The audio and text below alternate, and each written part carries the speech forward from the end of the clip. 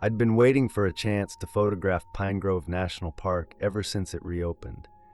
For 2 years, the place had been closed due to wildfire damage, but from what I read online, the inner forest and wildlife had started to bounce back. I took a week off work, packed my gear, and drove up into the hills alone. I've done dozens of solo trips like this before, so nothing about it felt risky or unusual. It was quiet, remote, and beautiful. I had no cell signal after I crossed the first checkpoint, but that was expected. Sometimes that kind of silence was exactly what I needed. On the first day, I followed a narrow hiking trail that snaked around the river just north of Lake Monra. It was steep in places, and I stopped a few times to snap pictures of eagles, squirrels, and a pair of deer that dashed off when they heard me. About 4 hours in, I saw something that made me stop cold. Just off the trail, partly hidden in the brush, was a deer lying still on its side. I thought maybe it had been injured and wandered off to die. But when I got closer, I realized this wasn't natural.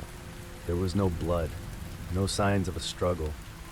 Its eyes were still open, and its body was oddly stiff. I crouched beside it and looked for puncture wounds or bite marks, but I couldn't find anything.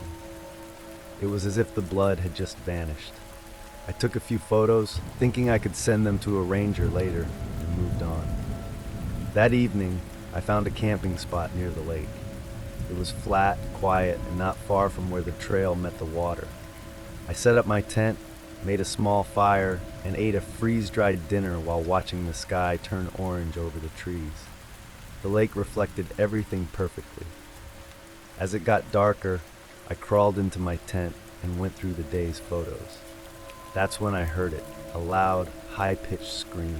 It came from deep within the forest, far enough away to not feel immediate, but close enough to make me sit up.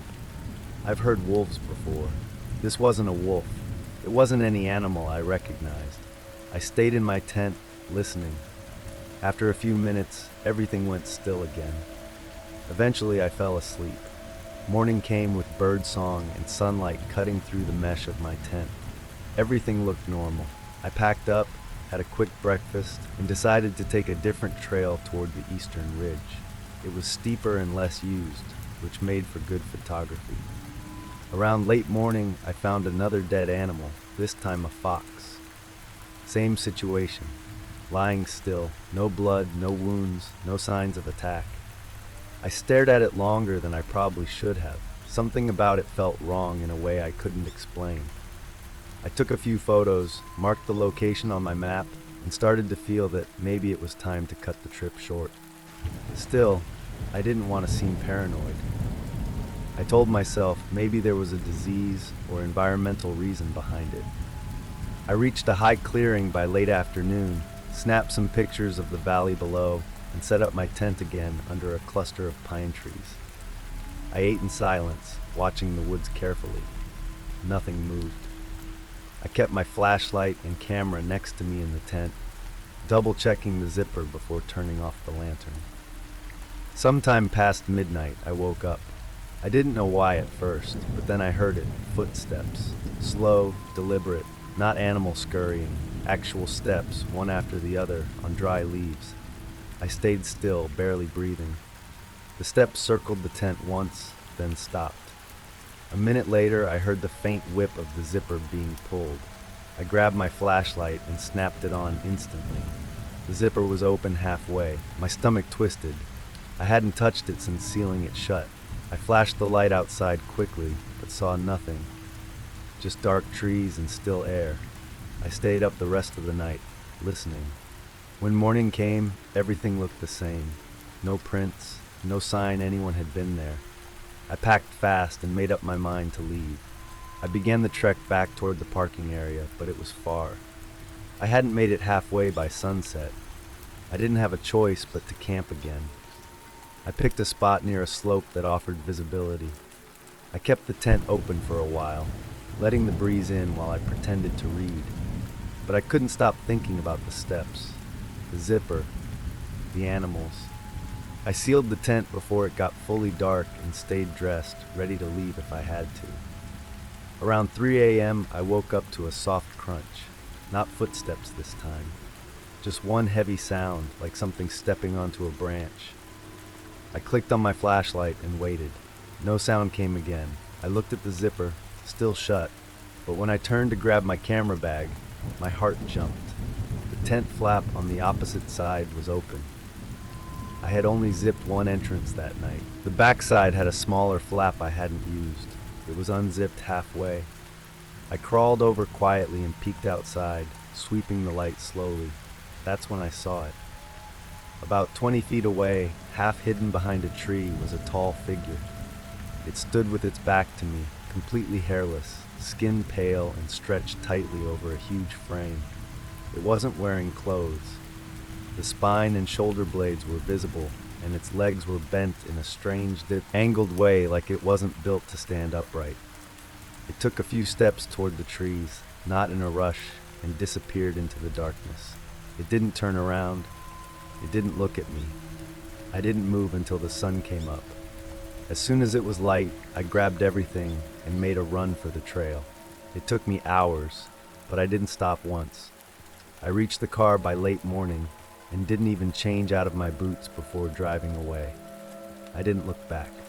At home, I uploaded the photos to my computer. Most of them were normal. Trees, sky, rocks. But one of the first shots I took, the deer from day one, caught my eye. I zoomed in, checking for better detail. Behind the brush, in the background, I saw something. Standing in the trees, almost blending in, was the same figure I saw that night. It had been there the entire time, watching. I never went back to Pine Grove again. Before we dive into the next horror story, make sure to subscribe to my channel so you never miss an upload. If you enjoyed the video, give it a like, share it with your friends and family, and drop a comment with your suggestions. I'd love to hear from you.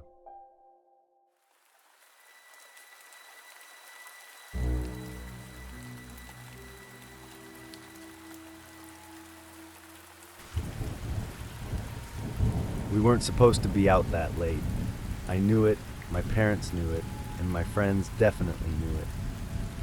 But it was a Saturday night, and we had just watched a late showing of some horror movie at the theater on the edge of town. The kind of theater that still had a flickering neon sign and those sticky old carpets that smelled like spilled soda and popcorn butter.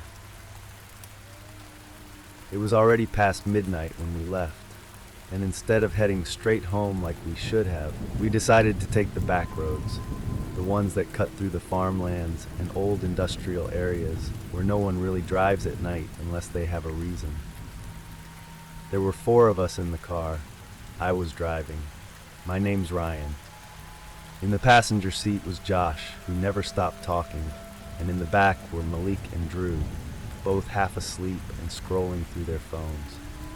We were about 20 minutes from home when we saw him, a man standing by the side of the road with his thumb out. He wasn't waving or shouting, just standing still with a black hoodie pulled up over his head and a backpack hanging off one shoulder. Normally, I would never stop for someone at that hour, but I slowed down out of curiosity. Maybe it was the way he looked so calm, or maybe I just wanted to be able to say I did something interesting that night. Josh leaned over and gave me that look. "You're not seriously picking up a hitchhiker at 1 in the morning, are you?" I hesitated, but something about the guy didn't feel threatening. He looked clean. His face was pale, but not sickly, just blank, like he wasn't thinking about anything at all. I rolled down the window a few inches and asked where he was heading. He said, "Just the next town over. My car broke down. Gas station's closed. I've been out here for hours." His voice was quiet, polite, and steady. No sign of being drunk or messed up. Against my better judgment, I told him to hop in. Malik looked up from his phone, gave me a skeptical glance, but didn't say anything.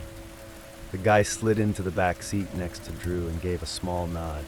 He didn't say much after that, just sat there with his hands in his lap, staring straight ahead.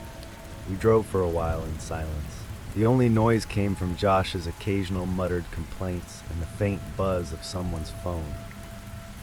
I kept checking the rearview mirror, trying to read the guy's expression, but it was blank the whole time. He wasn't looking at his phone, didn't ask to change the music, nothing. He didn't even react when Drew sneezed right next to him. Then, a few miles down the road, he started asking questions. "You all from around here?" Josh turned his head slightly. "Yeah, like 15 minutes that way." "You drive this road often?" "Not really, just taking a shortcut tonight." He nodded. "Nice area, quiet." The way he said it made me grip the steering wheel tighter. I didn't like the tone. It wasn't threatening, just too observant, like he was collecting information. He didn't follow up with any normal small talk. No asking what school we went to, no jokes, just silence. After about 10 more minutes, we reached the outskirts of the next town. I asked him where he wanted to get dropped off. He pointed at a gas station just before the main road. I pulled in, and he got out without saying thank you. He didn't even look back at us, just walked off behind the building. We sat there for a moment before I put the car back in drive. Nobody said anything until we were well past the town. "That guy was weird as hell," Malik finally muttered. "Creepy," Drew added. "Did you see how he kept staring at the road like he wasn't even thinking?" Josh shook his head. "Whatever, he's gone. Let's just get home." We agreed, laughing it off a bit, trying to shake the weird vibe. But just as I turned the car onto the main road back to our neighborhood, Malik leaned forward. Whose jacket is this?" I looked in the rearview mirror. Drew turned his head and picked up a black jacket from the middle seat. It wasn't anyone's. It was thick, like something you'd wear in winter, with a heavy zipper and deep inside pockets. "It must be the guy's," Drew said. "He left it." "Toss it out," Josh said. "Seriously, don't keep anything from strangers." But I told them to wait. I pulled over, put the hazards on, and took the jacket myself. Something about it made me uneasy, but I couldn't just throw it out without checking. Inside the left pocket was a pair of gloves. In the right, a folded sheet of paper. I opened it slowly. It was a printed map, our town, highlighted routes drawn in red marker. Some streets were circled. One of them was mine. I felt cold all over. I checked the other pocket. Another folded paper. This time it was a list. Names: Josh, Malik, Drew, Ryan. Next to each name was an address, our full addresses, and below that, a single photo. It was my little sister, asleep in her bed, taken from outside the window. I didn't say anything at first. I just drove, straight home. Didn't even explain to the others. I was too shaken. When we got to my place, I made sure everyone got inside. We locked the doors. I went to my sister's room. She was fine. Nothing seemed off. The window was shut. The next day, I called the police, showed them the list, gave them the jacket. They took it seriously, but said there was no way to trace the man. No fingerprints, no name, nothing on the map to give them a lead. The photo of my sister had been printed from a cheap camera, no metadata. That night, I barely slept. Every sound outside made me flinch. And around 3 in the morning, our motion light turned on. I looked out the window and saw nothing. But I couldn't help thinking about him, how he walked away so calmly, how he asked us where we lived, how he left that jacket. We never should have picked him up. And the worst part, I don't think he was done with us.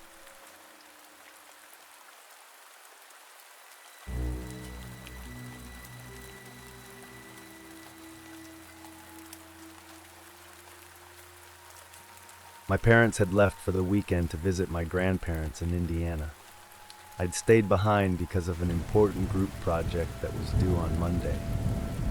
At 16, I'd stayed alone a few times before, and my parents trusted me to handle things. We lived in a quiet, safe neighborhood, and our closest neighbors were friendly and always home. I was looking forward to 2 days of playing video games, eating frozen pizza, and maybe finishing the project if I felt like it. It was already dark outside when I shut off my computer and went downstairs to grab a snack. The house was quiet, almost too quiet, and I could hear every creak of the floorboards as I walked across the living room. Around 10 p.m., I was halfway through a bowl of cereal when someone knocked on the front door. It wasn't loud or aggressive, just 3 soft knocks. At first, I thought it might be a delivery by mistake or maybe a neighbor needing help. When I opened the door, a man was standing there, maybe in his late 30s or early 40s. He wore a black windbreaker and had a leather duffel bag slung over his shoulder. He looked clean and calm, not like someone homeless or threatening. He smiled politely and said, "Hey there, you must be Jason. Your dad said I could stay the night. I missed my bus, and he mentioned I could crash here if that happened." I was confused. I didn't remember my dad saying anything about someone staying over, but the man spoke confidently, like he expected me to already know. "What's your name?" I asked, trying to sound casual. "Dean," he said quickly. "Your dad and I work together. We were at that conference last week. He told me if I ever needed a place to crash while I was passing through, I could stop by. I tried calling him, but no answer. He even mentioned my dad's job correctly." I hesitated, wondering if I was overthinking things. Dean didn't look dangerous, and he didn't force his way in. I stepped back and let him in, still unsure. Dean walked in like he belonged, glancing around and complimenting the living room. "Nice place. Your dad said you'd be home alone this weekend. Said you were a smart kid." That line made something tighten in my chest. It felt wrong, too familiar. I texted my dad immediately, asking if he knew a guy named Dean. No response. I told myself he was probably driving or asleep, but the feeling in my gut didn't go away. I told Dean he could take the guest room and made up an excuse about having to finish a school assignment upstairs. He nodded and headed to the hallway. I watched him drop his bag by the back door before disappearing into the guest room. I went upstairs and locked my bedroom door. It was almost midnight now. Still no reply from my dad. I couldn't shake the weird feeling. Something about Dean seemed off, and I couldn't ignore the fact that he knew I was alone. I paced around my room for a while, then sat down and decided to look through his duffel bag. I knew it was risky, but I had to. I tiptoed downstairs quietly, making sure the guest room door was shut. The bag was right by the back door, right where he had left it. I crouched down and unzipped it slowly. Inside, I found a few changes of clothes, a shaving kit, and under it all, a smaller pouch wrapped in a towel. When I unwrapped it, my hands froze. There was a roll of duct tape, black gloves, and a long kitchen knife wrapped in cloth. My stomach turned. I zipped the bag quickly and put everything back exactly how it was. I didn't make a sound as I crept back upstairs and locked myself in my room again. I didn't know who this guy really was, but he definitely wasn't someone my dad had invited. I called 911 immediately and whispered to the operator that someone was in my house pretending to know my dad and that I had found a weapon in his bag. She told me to stay on the line and lock myself in until officers arrived. She said they were on their way. I sat by the door, holding a baseball bat I had in my closet, just in case. My heart was racing, but I stayed quiet. I didn't want him to know I had found out. It felt like forever. Every creak in the hallway made me jump. Then, just past 12:30, I heard something. Soft footsteps just outside my room. The knob turned slowly, quietly. I held my breath and stepped back, gripping the bat tighter. The doorknob rattled again, this time a bit harder. I didn't say a word. The steps moved away after a minute. I moved to the window and looked out into the yard, and there he was, Dean, standing on the lawn, hands in his pockets, looking up at the house. That meant whoever was at my door wasn't him. I told the operator what I saw, and she told me to stay put. The police were close. A few minutes later, I heard loud banging on the front door, this time from the police. I rushed down, staying quiet until they announced themselves. I opened the door and pointed to the backyard. Two officers ran out while another stayed with me.